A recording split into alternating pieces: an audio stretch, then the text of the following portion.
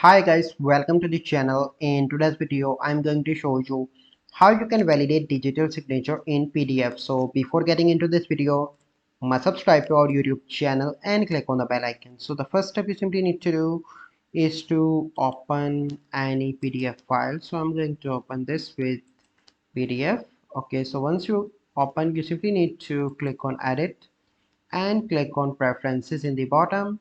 Here you need to click on signatures, and here you can see in verification control how and when signature are verified. Click on more. So here you can see different options. So here you can see required certificate verification checking to success whenever possible during signature verification.